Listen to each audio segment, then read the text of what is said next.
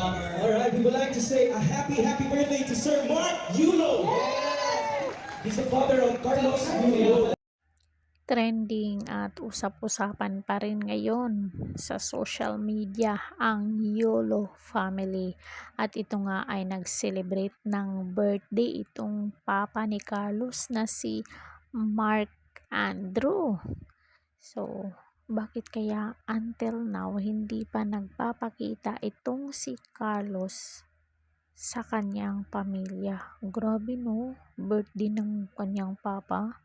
No show man lang itong si Kaloy.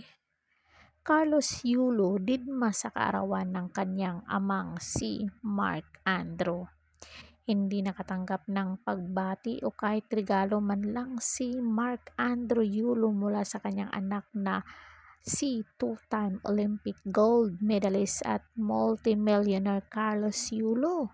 Sa ibinahaging post ni Mrs. Angelica Yulo, makikita na absent ang pambansang gymnast sa kaarawan ng kanyang sariling ama na ginanap sa isang restaurant.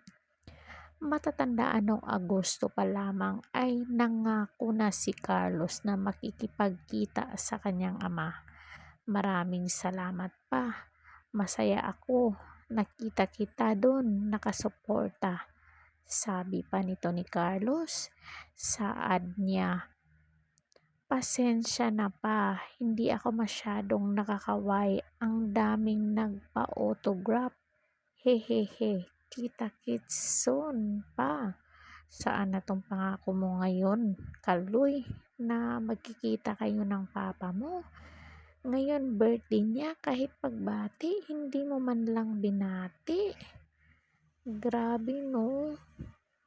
Kahit message man lang na sa sa tawag nito, sa messenger na happy birthday pa, kahit hindi na i-social media. 'Di ba?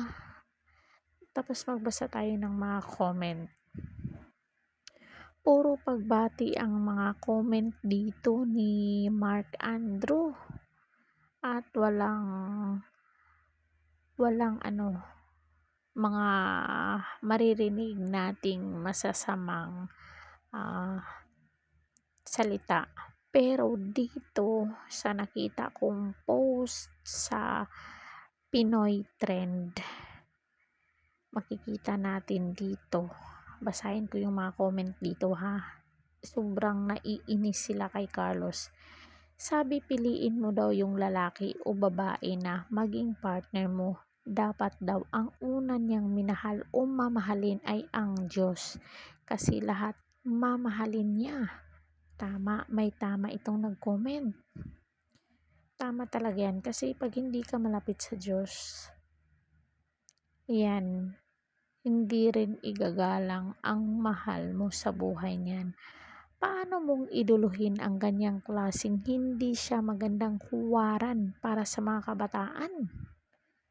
Pag anak natin makapangasawa ng babae na hindi mapagmahal sa magulang, mahahawaan anak sa ugali na mapangasawa niya at lalong sulsulira sarili iniisip, hindi iniisip iba. Yan, pangit na ugali. Erase na yan. Sige, intindihin nyo nang intindihin para lalo pa sumikat. Life is too short. Love your parents. So, grabe. Yung kanina kasi na puro pagbati, doon yun sa page ni Angelica Pokis Yulo, yung mama ni Carlos, na siya ang nag-post na nag-birthday sila sa isang restaurant.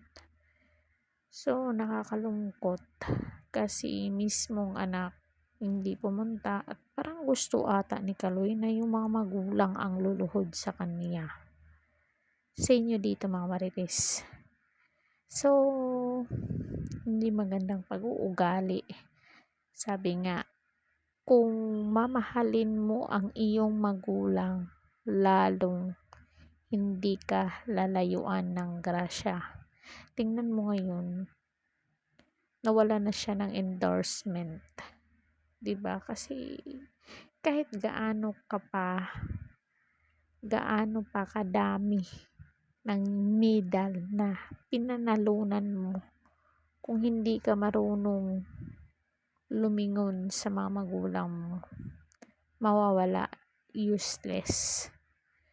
So hanggang dito na lang mga Marites. Sana nagustuhan nyo ang ating video for today. Don't forget to like, share, and subscribe. Kung bago pa lang kayo dito sa aking channel, please hit the notification bell para updated kayo lagi dito sa aking YouTube. Hanggang sa muli, Caridad Official TV. Thank you so much.